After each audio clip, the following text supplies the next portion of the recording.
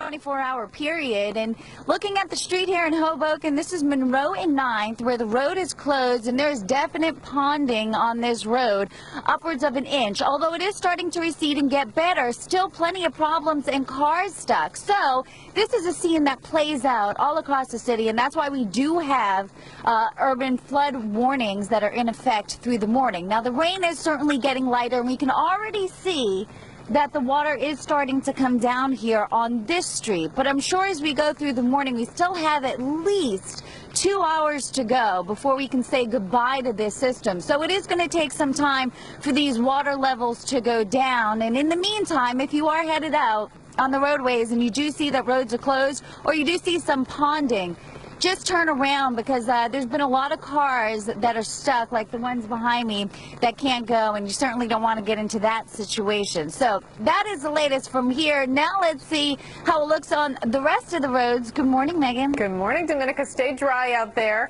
Well, we have flooding, of course, but actually... But you can see western New Jersey now, out across portions of Warren County, Sussex County, the rain is pretty much shutting down. Mercer County as well, Hunterdon County. East of there, just some lighter rain in central New Jersey. That'll be shutting down shortly. The heavy rain is now shifted just to the east of the city, up through the Hudson Valley, raining pretty good. That'll move into Connecticut as well as the rest of Long Island in the next 1 to 2 hours. But even there, things will wind down. But look at these rainfall totals. Jefferson, New Jersey, 4.62, and probably a little more on top of that. Yeah, Franklin Lakes, 4.3. Little Falls, almost 3 inches. Tuxedo Park, almost 2. White Plains, a little over 2.5 now. That's been updated. Central Park, 1.82. Newark at 1.65, and Danbury in Connecticut, 1.85. Notice morning and said there was a lot of water too, but so far no reported official floods there. Now on the West Side Highway, that's a different story. Here in the 50s. Getting around the water this morning, Domenica Davis is there. She's going to continue our team coverage. How's the driving out there, Domenica?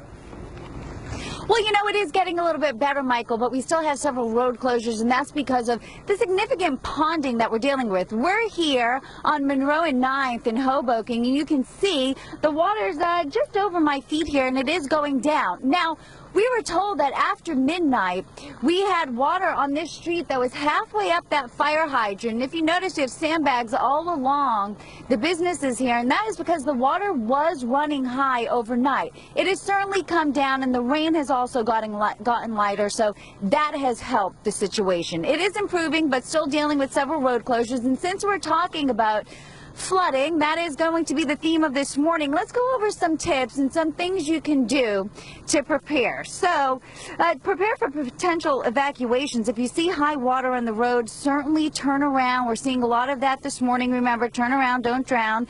If your car is caught in rising water, get out and go to higher ground. And then, if flooding has already hit your home, officials say it's not good to be in a flooded basement because of the electrical hazards. And I think that's something a lot of people are going to be waking up to this morning, is some flooded out basements.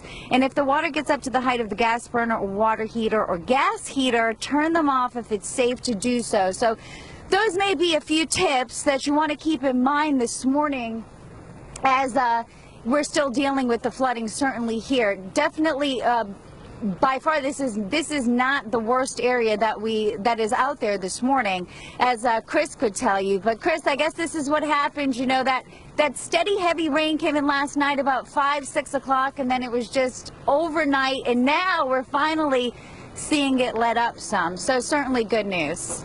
Indeed, Domenica, the picture telling the story there, the rain is getting lighter just to the west of the city, doing so shortly in the city as well. But the problem now lies into all of the tributaries feeding into the main. Here's the secret to all right, it's 5:28, lots more coming up, right? That's right. We're continuing coverage of tsunami in the Pacific, also flooding around our own area.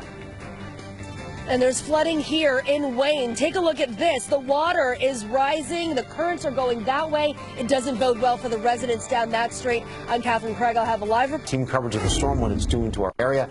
Catherine Craig and Domenica Davis are both live in New Jersey. We're going to start, though, with Linda Beccaro. She's in Westchester County. And Linda, what's the